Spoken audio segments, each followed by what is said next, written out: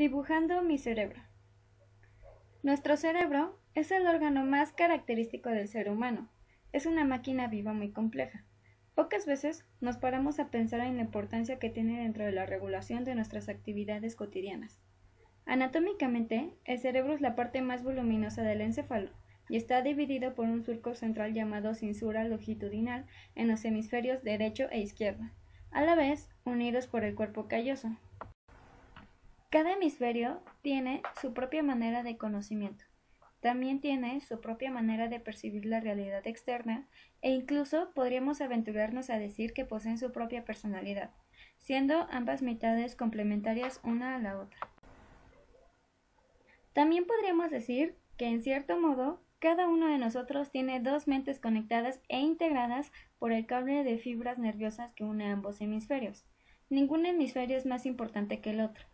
Para poder realizar cualquier tarea necesitamos usar los dos hemisferios, especialmente si es una tarea complicada. Lo que se busca siempre es el equilibrio. El hemisferio izquierdo procesa la información analítica y secuencialmente, paso a paso, de forma lógica y lineal. Este analiza, abstrae, cuenta, mide el tiempo, planea procedimientos paso a paso y verbaliza. Además, piensa en palabras y números, es decir, contiene la capacidad para las matemáticas, leer y escribir.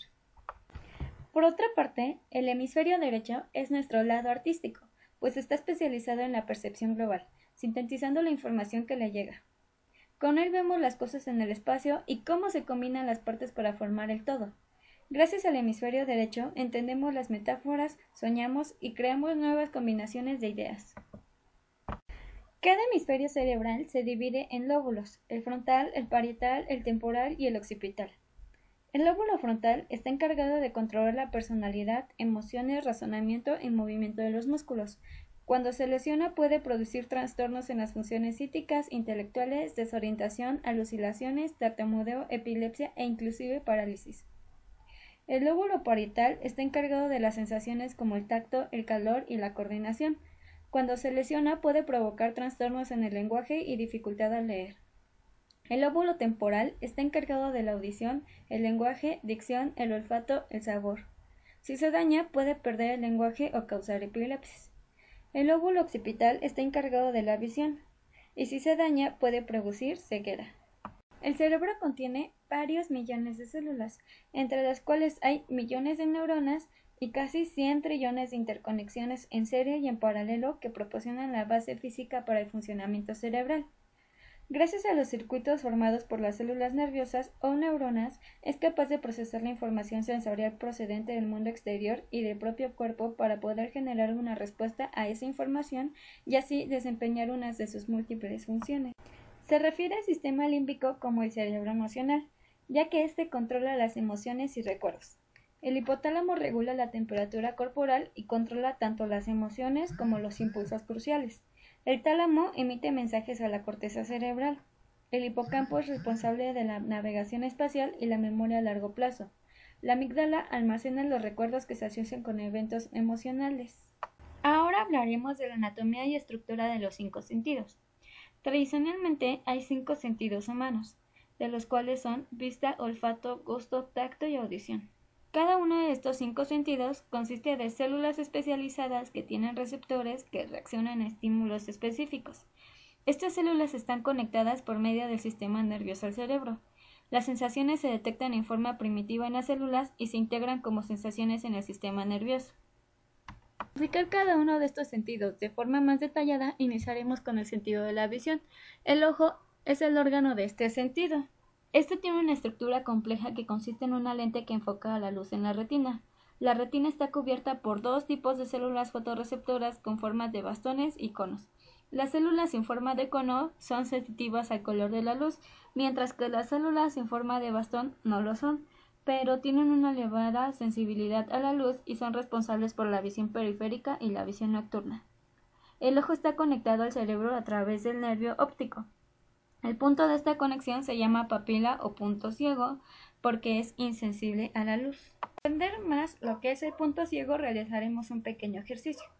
Cierra tu ojo izquierdo, sitúate un poco más de medio metro de la pantalla y enfoca la mirada del ojo izquierdo en la cruz.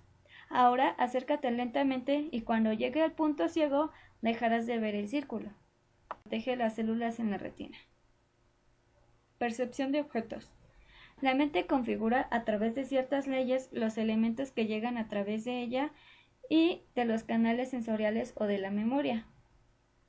La Gestalt ha sistematizado estas leyes, las que en su formulación más simple y básica podríamos resumir de la siguiente manera. Ley de cierre. Nuestra mente añade los elementos faltantes para completar una figura. Existe una tendencia innata a concluir las formas y los objetos que no percibimos completos. Ley de proximidad. Los elementos tienden a agruparse con los que se encuentran a menor distancia. Influyen también la semejanza de la forma, el tamaño, el color y otros aspectos visuales de los elementos. Ley de simplicidad. Cuando miramos una figura, la percibimos de la manera más simple posible. Ley de similitud. Tendemos a percibir agrupados los objetos iguales. Miramos las filas, pero no apreciamos las columnas. Figura y fondo. Cualquier campo perceptual puede dividirse en figura contra un fondo. La figura se distingue del fondo por características como tamaño, forma, color, posición, etc. Ahora toca turno al sentido de la audición. El oído es el órgano de este sentido. La oreja forma parte del oído externo que sobresale de la cabeza en forma de copa para dirigir los sonidos hacia la membrana timpánica. Las vibraciones se transmiten al oído interno a través de varios huesos pequeños situados en el oído medio llamados martillo, yunque y estribo. El cerebro combina las señales de ambos oídos para determinar la dirección y la distancia de estos. El oído interno es el responsable de la sensación de equilibrio y la orientación espacial. Tiene cavidades con un líquido viscoso y pequeñas partículas donde el movimiento de estas sobresale en las células del oído interno que envía señales al cerebro y que se interpretan como movimiento y aceleración. Ahora seguiremos con el sentido del gusto. En este sentido entra la boca.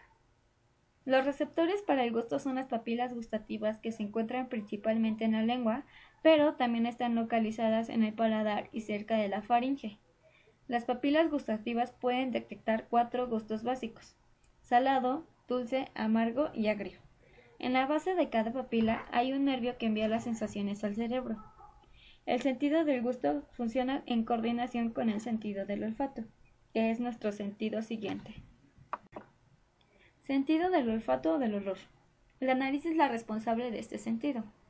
Esta tiene una cavidad forrada por membranas mucosas que tienen receptores olfatorios conectados al nervio olfativo. Los olores consisten de vapores de diversas sustancias. Los receptores del olor reaccionan con las moléculas de estos vapores y transmiten las sensaciones al cerebro.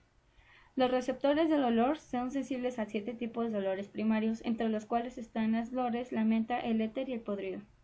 El sentido del olfato se pierde a veces temporalmente cuando una persona está resfriada y la membrana mucosa se inflama.